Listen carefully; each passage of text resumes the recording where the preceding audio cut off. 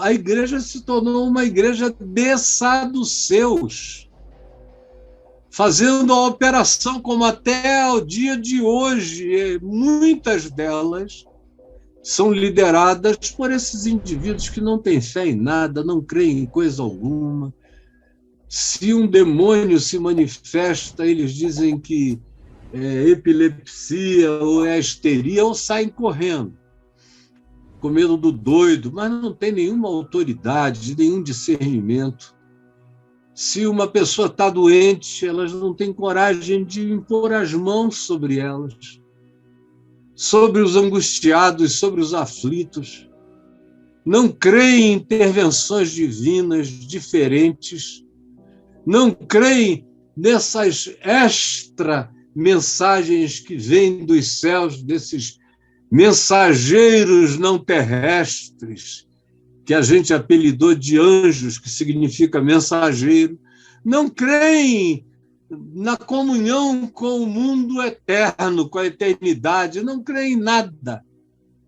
Vivem para a prosperidade da grana.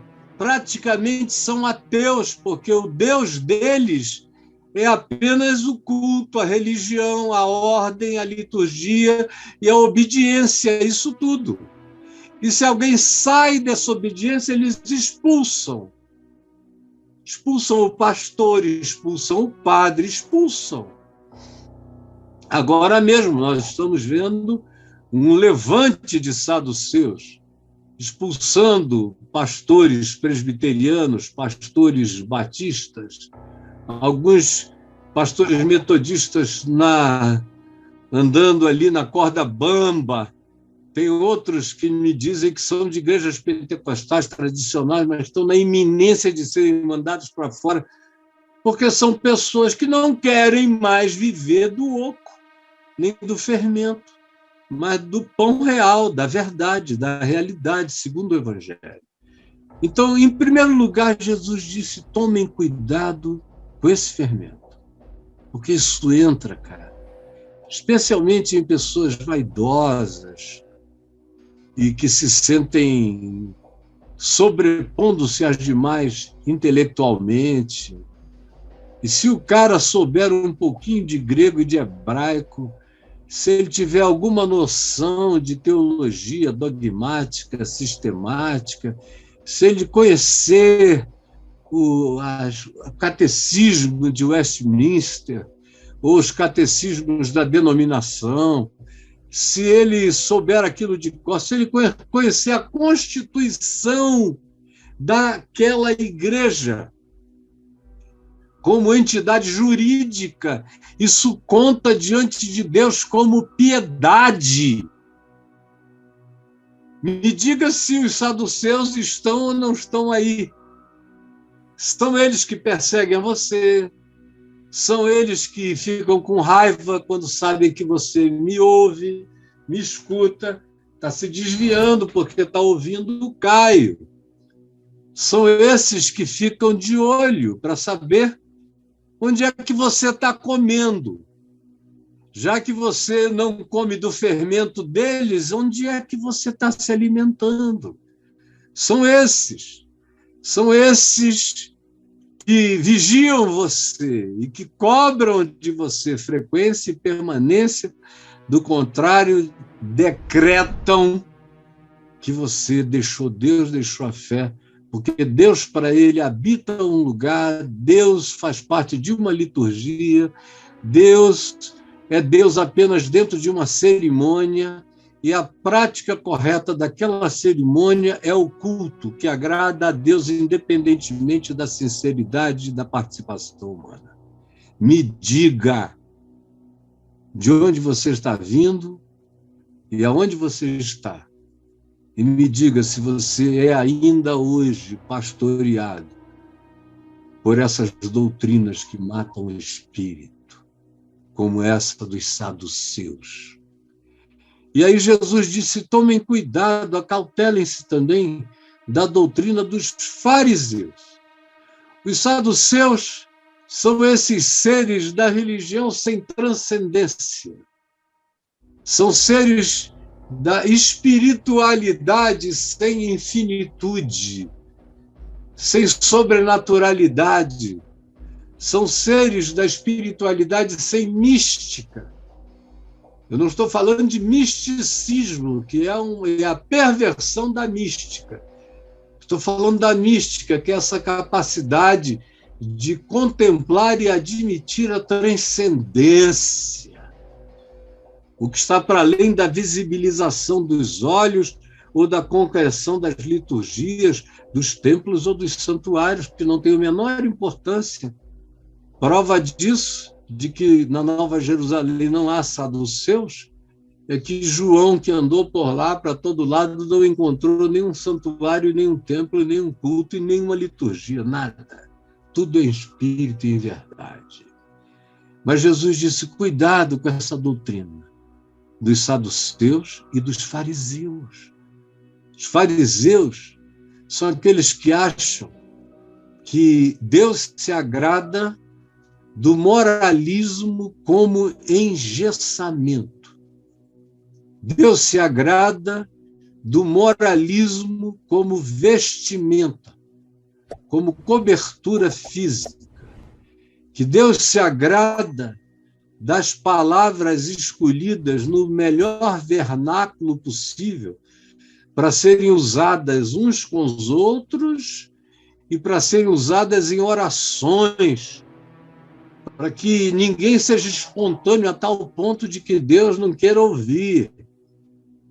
Os fariseus são esses, que decretam leis sobre com quem você pode namorar, com quem você não deve, com quem você pode ou não pode casar, como é que a sua vida deve ser, quais são os costumes cotidianos que você deve adotar, quais são as práticas, quais são os toques religiosos que você tem que ter, o toque da sua fidelidade, o toque linguístico, como é que você fala, como é que você proclama a sua fidelidade, como é que você traz a sua saudação, como é que você dá o seu oi religioso. Você é julgado por tudo isso. Você é julgado pela sua beleza. Eu já vi rapazes bonitos que se converteram e fizeram todo o possível para enfeiarem-se. Eu vi alguns que eram atletas, bonitos, sarados, bem cuidados, que depois que se converteram, abandonaram tudo. Eu fui um deles. Eu era bem apessoado, tinha um corpão legal, todo musculoso, futebol, jiu-jitsu, natação, o que rolasse, eu estava lá numa alegria enorme, gostava de fazer força, gostava de me sentir bem, gostava de lutar, gostava de treinar, gostava de aprender, gostava de me desenvolver, gostava de ser um craque da bola, gostava de ter intimidade com ela, adorava. Aí me converti, e aí tudo isso me foi dito que era pecado. Os fariseus, eu me converti no ambiente dos fariseus. Os melhorzinhos que havia nos fariseus, conquanto eu tenha me convertido e me tornado membro da igreja presbiteriana, que em geral é uma igreja de sacerdotes saduceus, tem também fariseus. Mas a maioria dos sacerdotes são saduceus. São pessoas sem fervor, sem fé, sem paixão. Mas os fariseus estão em toda parte, especialmente no movimento pentecostal. Eu me converti numa Assembleia de Deus e comecei logo a me envolver com os irmãos da renovação espiritual e com os católicos da renovação carismática. Então, eram pentecostais, eram batistas, presbiterianos e metodistas renovados. Os metodistas eram wesleyanos, ganharam outro nome, os presbiterianos renovados eram presbiterianos da renovação, os batistas a mesma coisa, e tá. E aí, com eles é que eu convivia. E todos eles eram fariseus, com raras exceções, como meu pai, que vivia tirando o escândalo da minha cabeça. Eu ia para uma reunião, ouvia tanta bobagem, que papai saía dizendo: meu filho, não presta atenção nisso, não, nem naquilo. São pessoas muito sinceras, mas muito ignorantes. Aquilo tudo que você ouviu é bobagem, não tem nada a ver com nada. Eu falei: pai, obrigado por estar falando, porque eu não cumpriria aquilo mesmo. E se fosse condição sine qua non para eu ficar na igreja, o cumprimento dessas coisas, eu ia cultuar a Deus sozinho, com você, mamãe e minhas irmãs em casa. Mas isso não dá para mim, não. Não daria. Era muito farisaísmo que eu enfrentei a vida inteira. Aí, conclusão, foram mudando as minhas roupas. Caio, meu irmão, você prega o evangelho. Tanta gente está se convertendo. Agora você está na televisão e no rádio, a cidade inteira te conhece. Muda essas roupas. Eu ainda usava aquelas roupas antigas da Biba Man, de outras lojas e boutiques de Ipanema e Leblon, calças transadas, ainda tinha lá os meus tamancos altos, tinha lá sapatos incrementados, cabelo ainda era grandinho, já tinha diminuído, mas ele ainda era, para os padrões, enorme. Tinha barba. Aí começa: mano, tira a barba. Eu não ia tirar, não tirei. Corta o cabelo. Falei: cara, lá fui eu, diminuí o cabelo, dei uma tosada assim no bichinho, deixei ele por aqui, cobrindo a orelha, mas ainda era um absurdo com a orelha coberta. Aí eu tinha que botar para trás da orelha, para disfarçar um pouco. Tudo idiotice dos fariseus. Aí devagar, roupa. Comecei a ganhar roupa.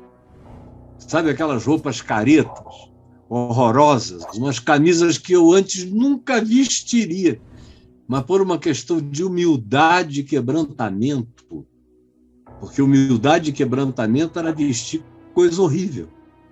Aí eu botava aquelas camisas que aqueles irmãos amados e bregas me davam lá e eu ia pregar com aquela coisa horrorosa. E as calças de tergal, com aqueles frisamentos idosos, com bolsinho para botar até o relógio de pataca, com tudo. E aí começaram a me dar suspensório, começaram a me dar isso, e começaram a dar aquilo. E eu queria ser humilde, vestia tudo que me davam. Foi ficando uma coisa horrorosa. A minha então esposa disse: olha, eu acho lindo você tentar ser humilde, mas você se vestia tão melhor, tão bem, e agora nem mais exercício, nem mais as coisas que você fazia, você faz, você deixou tudo. E eu deixei para querer me enfeiar, para querer não ser objeto de nenhuma forma de assédio.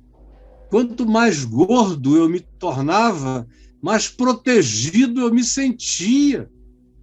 Quanto mais feio eu me vestia, parece que mais distante do risco de ser assediado eu me tornava. Tudo isso por causa da doutrina. Então, eu estava dizendo, e olha que eu tinha um pai como o meu, que não deixava essas coisas crescerem. E eu tinha a cabeça que eu tinha, de onde eu vinha, mas ainda assim era uma opressão que me deformou todinho.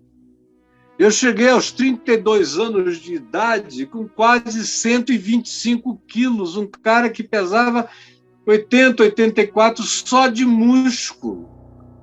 Aí está lá aquele homem que nem eu reconhecia mais, que as pessoas passavam na rua e diziam: Caio, é você, os amigos que eu não via há muito tempo? Assustados, porque eu estava quase carregando 2 de mim em mim. Muda tudo. E nunca precisava ter sido daquele jeito, mas os fariseus fazem assim. A menina bonita fica feia, para de cuidar da pele, começa a brotar espinha, as roupas vão ficando estranhas, tudo que faça a menina mais bonita, mais sensual, ela se proíbe por amor a Jesus. E há uma quantidade imensa de mandamentos, de não pode, não pode, não toques, e não beba, e não coma, e não aprecie. Você sabe como a tua vida ficou reduzida, ficou toda aleijada. Os fariseus são um aleijão. Cega os olhos, ensurdecem os ouvidos para a beleza auditiva, tiram a capacidade de uma comunicação feliz e alegre e enlutecem o teu vestir e o teu porte como simbolização de humildade, de exterioridades perversas. E tem gente que se permite julgar por isso. E o pior é que tem gente que acha que viver com Deus é isso. E tem mais gente ainda sofrendo hoje enormemente, porque entendeu que isso tudo é engano humano, é proselitismo humano, é mentira humana, é construção humana que não tem nada a ver com Deus, nem com o Evangelho, nem com Jesus. Jesus não passou perto disso e não admitiria que nenhum de nós se submetesse a isso, por isso diz: acautelem-se, isso vai ser um perigo. O fermento dos que não têm transcendência, dos que cuidam só do Deus da mecânica ritual, e o fermento desses que pensam que Deus ama os seres inertes, sem vida, engessados, de bronze, sentados, mortos, mas com uma cara de piedade de estátua de bronze, no culto onde ninguém ouve, ninguém vê, ninguém sente, ninguém se converte, ninguém muda. Você entendeu? Tem gente sofrendo hoje aqui, querendo largar esse negócio sem saber como. Cara, é saindo pela porta da frente, é não voltando mais. É não voltando mais, porque isso não é o que Deus te convida a ser. Deus é espírito. Ele nem existe para ser pegado, indicado, visitado assim. Ele é. Nós somos nele. E ele, que é espírito, em quem eu sou um espírito que, por enquanto, tem esse corpo, depois herdará um outro, e que habita o espírito, habita Deus. Deus é espírito. Tudo que existe, existe em Deus, e Deus é espírito. A natureza essencial do universo é espírito, porque Deus é espírito. Mas eles não te ensinam isso. Aí você fica com medo de faltar, de desaparecer, de ser amaldiçoado, porque não deu mais o dinheiro, e eles tascam maldição para todo lado. Eu vim hoje aqui te trazer essa palavra simples, simples, simples, simples, que é quase para criança. Mas eu tive a coragem de a pronunciar por saber que tem muita gente nova chegando aqui.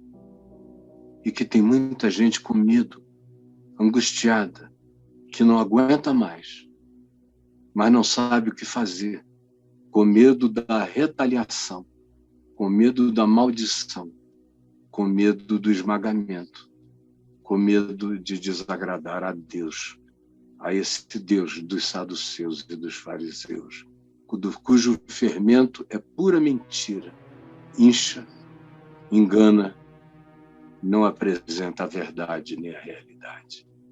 Jesus, eu peço que essa palavra muito, muito, muito simples e singela tenha encontrado a verdade, a sinceridade e a busca do coração de cada pessoa, cada homem, mulher, não importam as faixas etárias, eu peço que o teu Espírito faça essa revelação.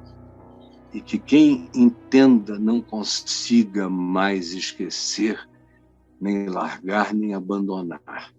Que o caminho seja adiante. É o que eu te imploro, em nome de Jesus. Amém e amém.